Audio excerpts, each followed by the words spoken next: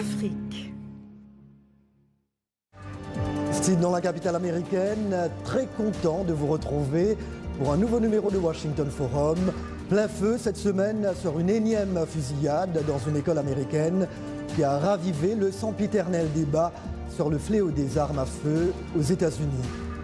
Des élèves survivants montent au créneau et mobilisent la rue. Le président Donald Trump se dit désormais favorable à un renforcement du contrôle des antécédents criminels lors de l'achat d'une arme.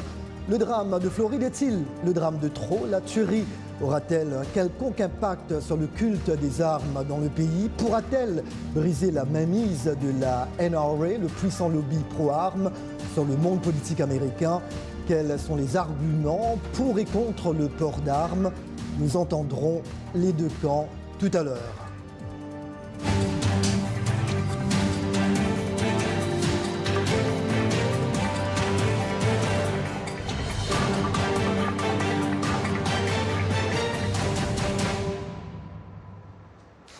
Bienvenue et mille merci pour votre fidélité à Washington Forum. Nicolas Cruz n'est âgé que de 19 ans. Il y a une semaine, il est devenu l'auteur de l'une des pires fusillades depuis 25 ans aux États-Unis.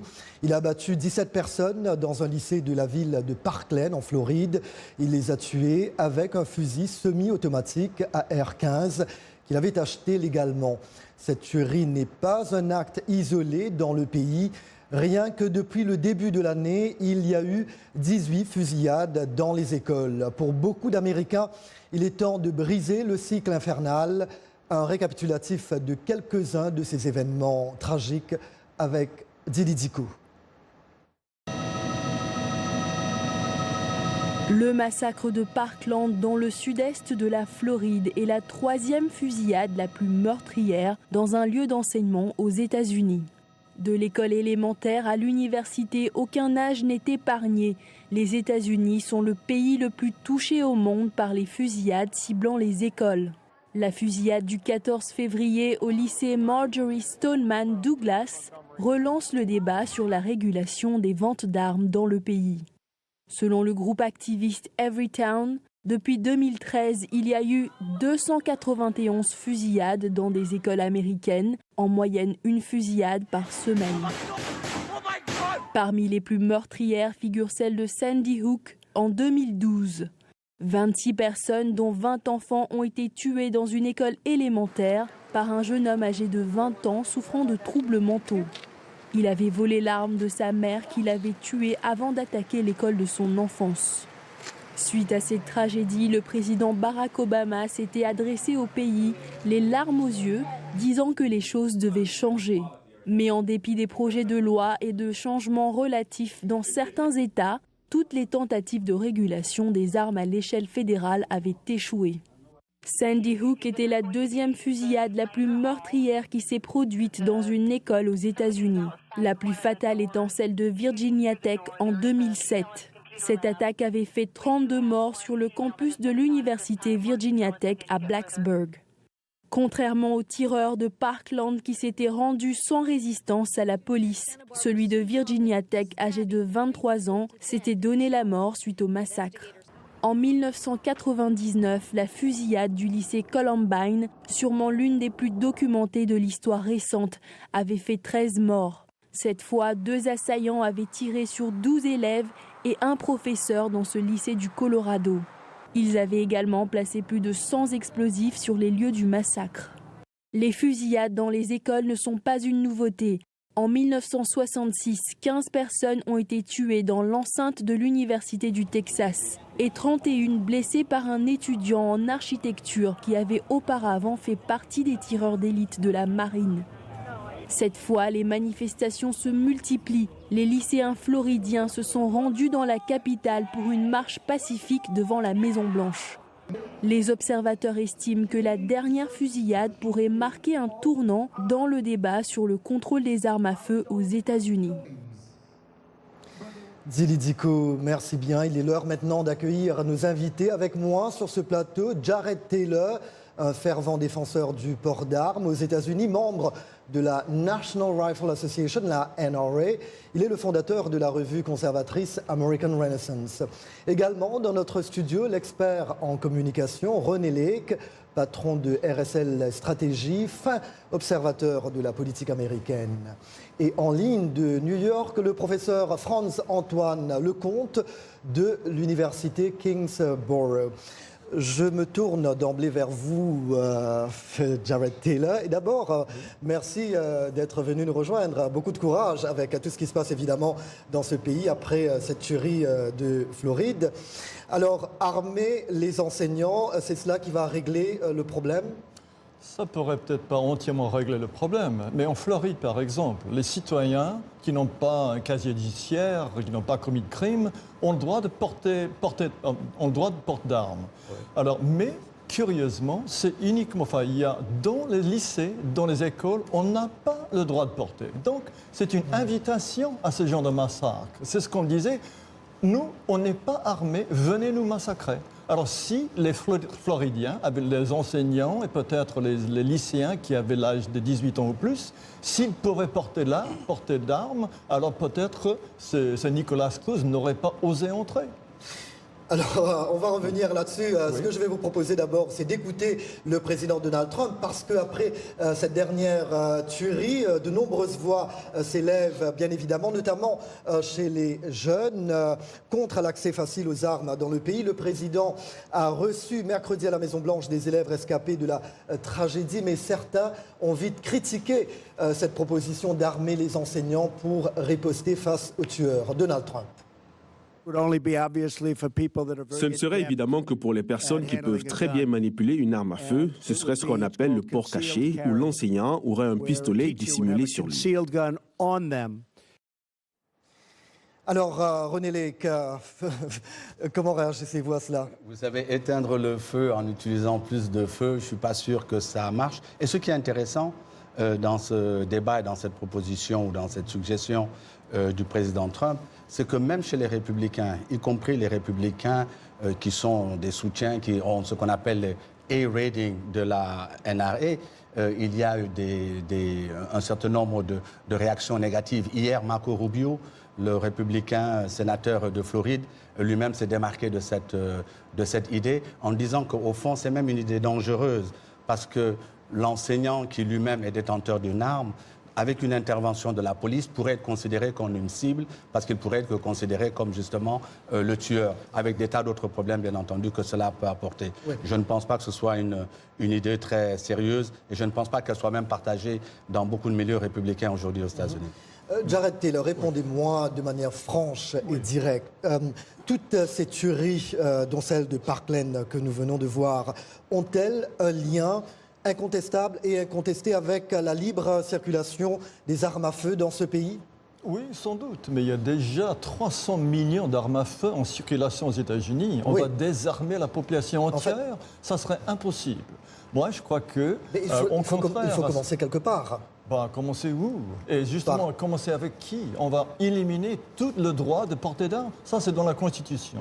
C'est une vieille tradition aux États-Unis. Et à la limite, c'est pour se défendre contre une tyrannie. Si l'administration devient tyrannique, c'est l'obligation, c'est le droit, c'est le devoir du citoyen. Mais attendez, cela ne vous dérange-t-il pas qu'un jeune qui n'a même pas l'âge légal pour acheter des cigarettes ou de l'alcool, c'est le cas notamment dans l'État de Floride, il a en revanche le droit d'acquérir un fusil d'assaut semi-automatique AR-15, l'arme des fusillades les plus meurtrières dans ce pays. Mais il avait l'âge de 18 ans qu'on l'a acheté, je crois. 18 ans. Donc il l'a acheté légalement. Si on va augmenter... dans l'État de Floride, c'est à partir de 21 ans. Alors, 21 ans, 17 ans, 18 ans, pour moi, ça n'a pas beaucoup d'importance. Si on veut augmenter l'âge jusqu'à 21 ans, là, je suis d'accord. Mais... l'essentiel, c'est de comprendre que si, comme M. René Lake avait dit, s'il y a un détenteur d'armes légal et les polices tombent sur un moment où un détenteur est en train de se servir de son arme, ça, c'est quelque chose qui s'est produit des milliers de fois aux États-Unis. Parce qu'en Floride, surtout, depuis 30 ans, un citoyen qui n'a pas commis un crime a le droit de porter d'armes. Et ça, c'est quelque chose qui s'y produit. Et c'est extrêmement rare que les polices se trompent et tuent quelqu'un qui est en train de sauvegarder oui, si la vous vie êtes des autres. d'accord qu'il y a un lien entre les fusillades et la circulation d'armes dans ce pays, on ne peut pas s'opposer totalement à une grande régulation du contrôle des armes, n'est-ce pas? Je crois que ça serait impossible aux États-Unis. Il y a trop de gens même si ce serait désirable, et moi je ne dis pas que c'est désirable, c'est quand même impossible. Il y a trop de gens qui en détiennent. Oui.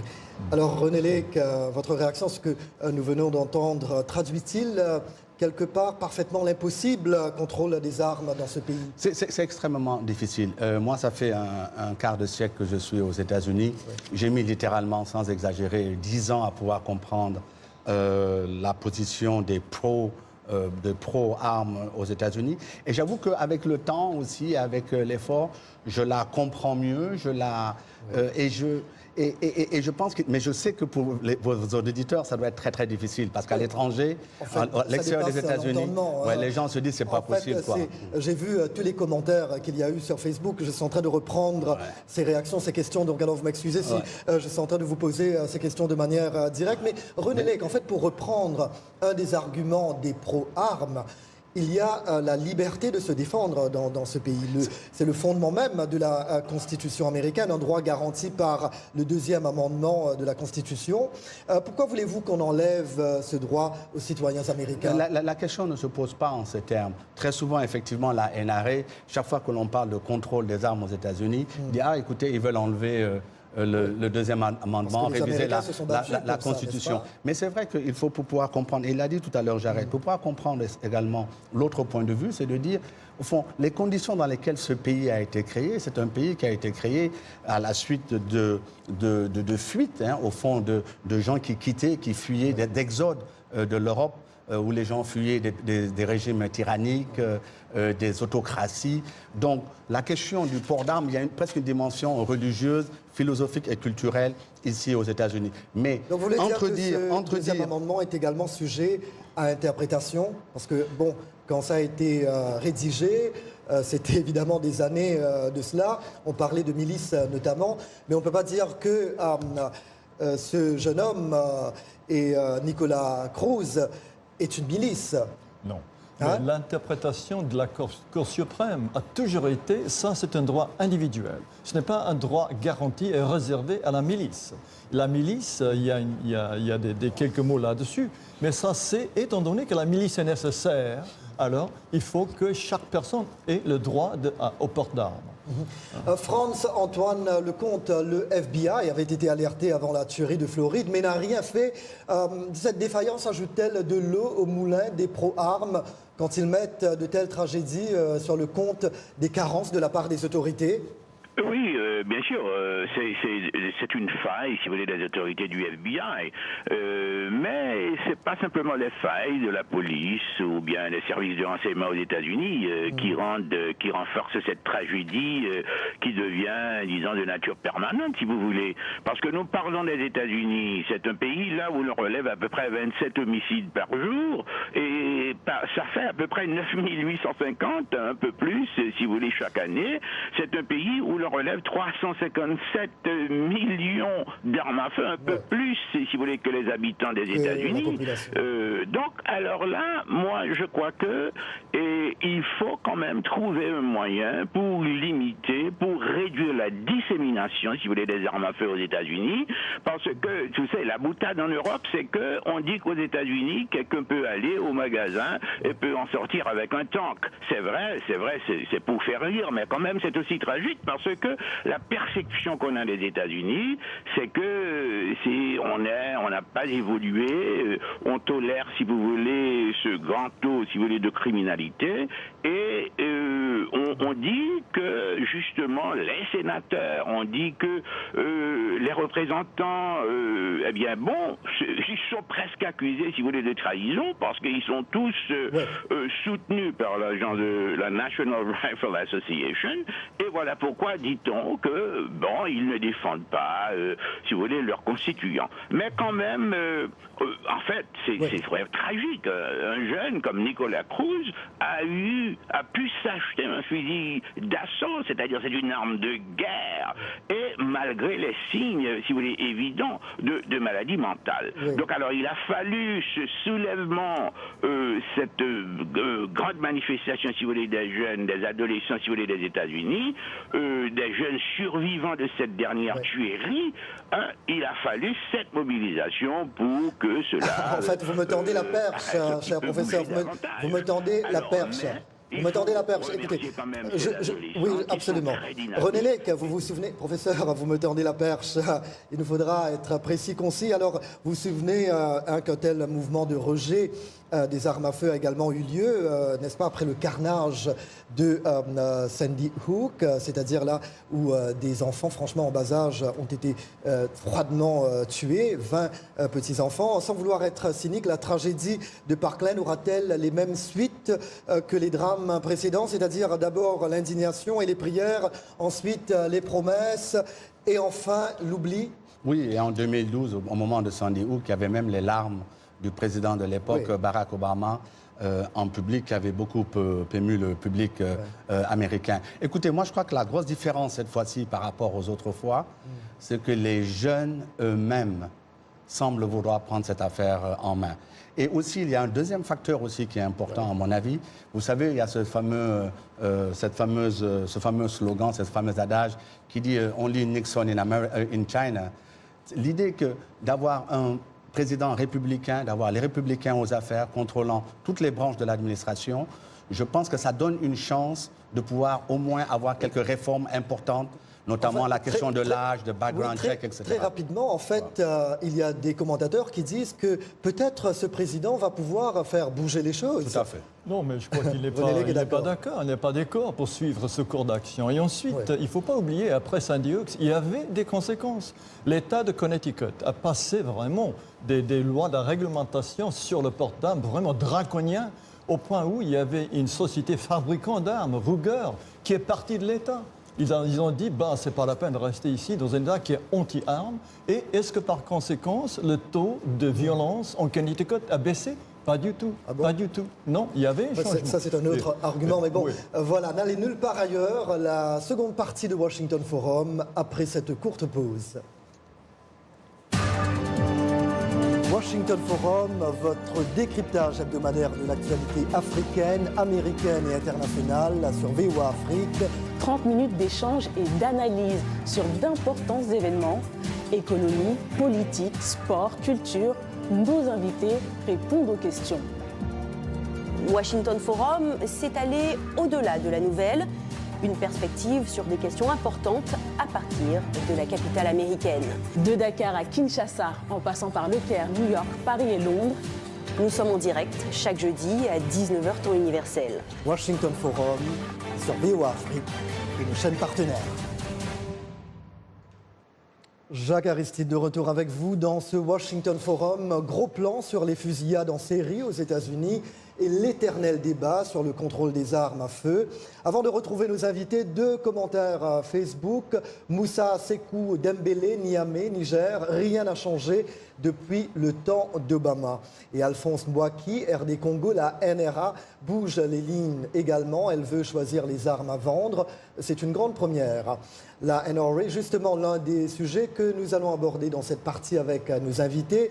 Jared Taylor, défenseur du port d'armes aux États-Unis et lui-même détenteur d'armes à feu.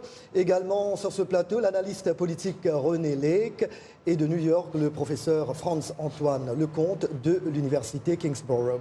La NRA, le lobby des armes à feu aux États-Unis, est la principale cible des élèves rescapés du massacre de Floride. Ils ont déclenché la campagne Never Again, plus jamais, et vont marcher sur Washington le 24 mars prochain. Nous écoutons l'une de ces élèves. À tous ces politiciens qui acceptent des dons de la NRA, honte à vous!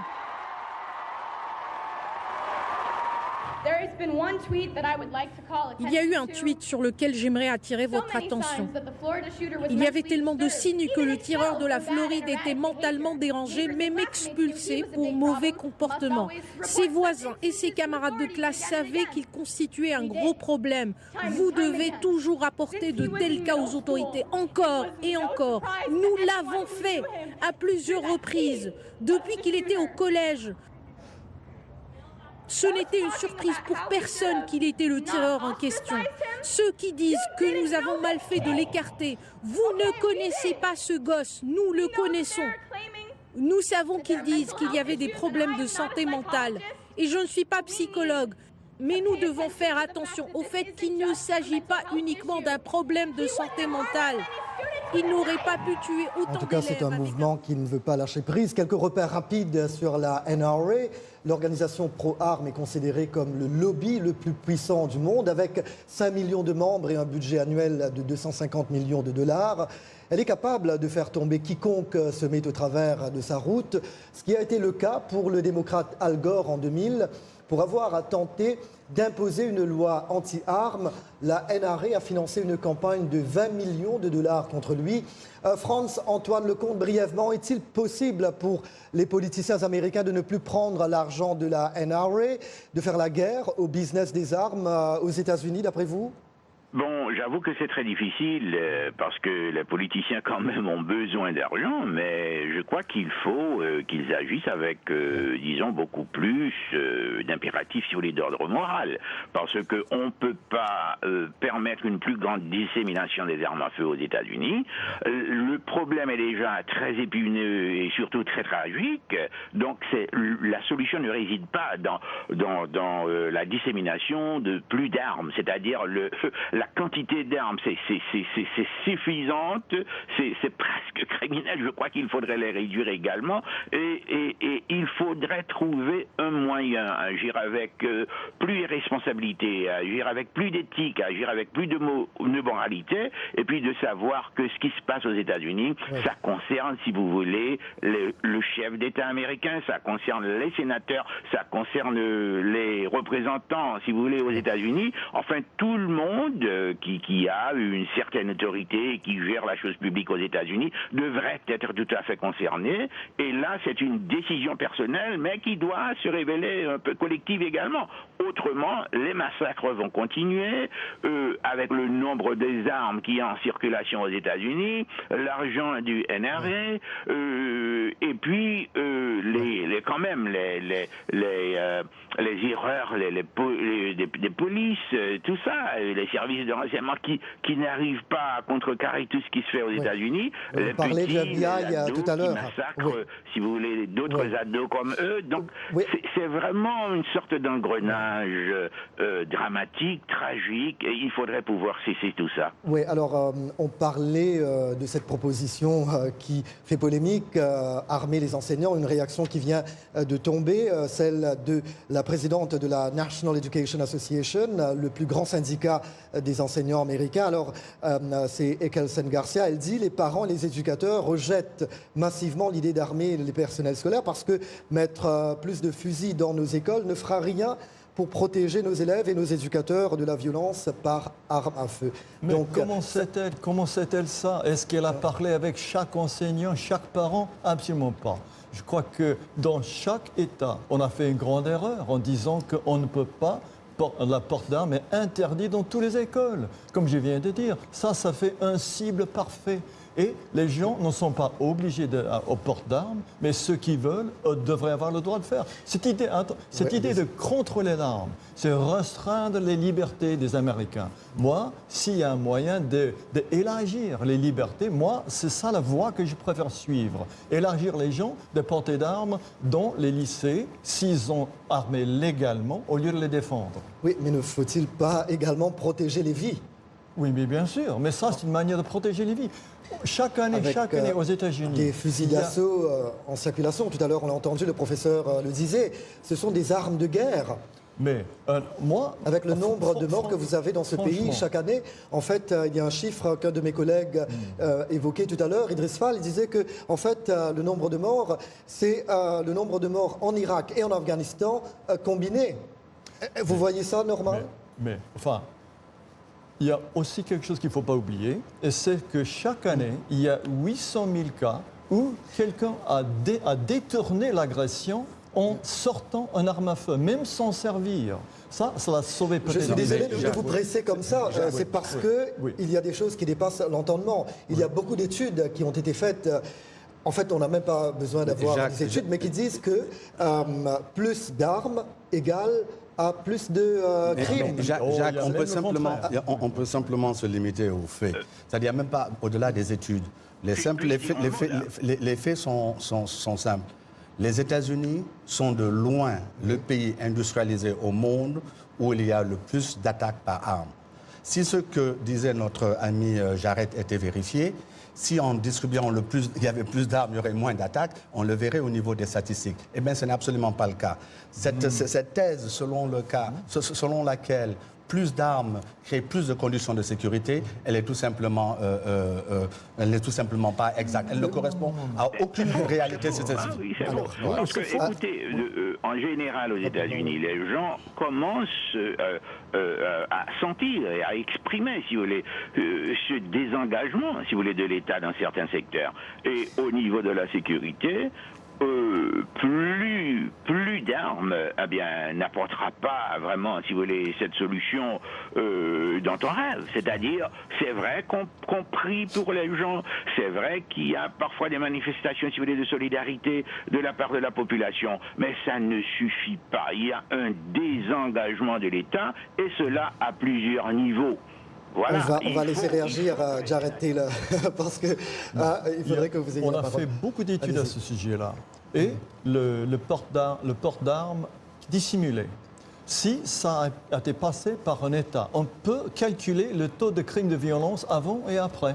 Et les taux de violence diminuent après. Parce qu'un braqueur, par exemple, est-ce qu'il se rend compte qu'il y a... à partir de maintenant, il y a une possibilité que son cible serait armée. Il va hésiter. Et moi, je crois qu'on trouvait la même chose dans les lycées où on sait parfaitement qu'il y a personne d'armé. Comment vous expliquez que les États-Unis soient le seul pays dans le monde où il y a une telle situation de violence par les armes? C'est le seul pays au monde. Le pays qui arrive en deuxième position, je ne me souviens même plus sur lequel, on parle de chiffres d'au moins de 70% inférieurs. Comment vous expliquez cela? Est-ce que le problème, c'est le nombre d'armes? Parce qu'en Suisse, pratiquement tous les hommes ont servi dans l'armée. Ils ont une arme. Ce n'est pas tout simplement une arme semi-automatique, c'est un vrai fusil de guerre. Nous, ce qu'on appelle Mais ce sont des professionnels, ça. Même s'ils sont des réservistes, ce sont des professionnels. C'est pas du tout la même situation. Non, mais je parle des gens qui sont passés un cours d'entraînement et qui sont détenteurs d'armes légaux. Voilà. Et maintenant, René Lake, pour peut-être faire l'avocat du diable, le problème pour les pro-armes, c'est pas en fait le port d'armes, mais la prévention des maladies mentales. Faut-il accepter cet argument? Non, c'est un argument parmi les autres. On ne peut pas dire simplement qu'on s'occupe du contrôle des armes et on ne s'occupe pas aussi des problèmes mentaux que se posent à un certain type de criminels, comme c'est le cas ici dans l'affaire de Parkland. Donc je suis tout à fait d'accord avec cet argument-là et ils ne sont pas exclusifs l'un de l'autre. Voilà. Ouais, voilà. En deux mots, professeur. Voilà, l'aspect mental. Qui se servent de fusils ou d'armes à feu. Ça, en tout cas, vous l'avez dit vous-même, Jarrett Taylor. Vous l'avez dit, il y a un problème. Si vous voulez. C'est l'accessibilité aux armes à feu qui se vendent comme des petits pains aux États-Unis, un petit peu plus facilement parfois même. Donc, malheureusement, il nous reste une poignée de secondes. Oui, Jarrett Taylor, voilà, évidemment, vous l'avez dit vous-même, vous l'avez reconnu, il y a un problème. Oui. Hein? Alors, vous pensez qu'à un moment, les Américains se retrouveront devant un compromis en deux mots? Non, c'est très peu probable. Voilà. Donc, les camps sont tellement divisés. C'est un débat insoluble. Point final à ce Washington Forum. Merci à nos invités et à mes collègues de Washington. Bien sûr, ici, petit clin d'œil à nos amis d'Ariane TV, notre télépartenaire à Hyundai. Merci à vous, chers amis de la VOA. C'était Jacques Aristide avec vous. À très bientôt.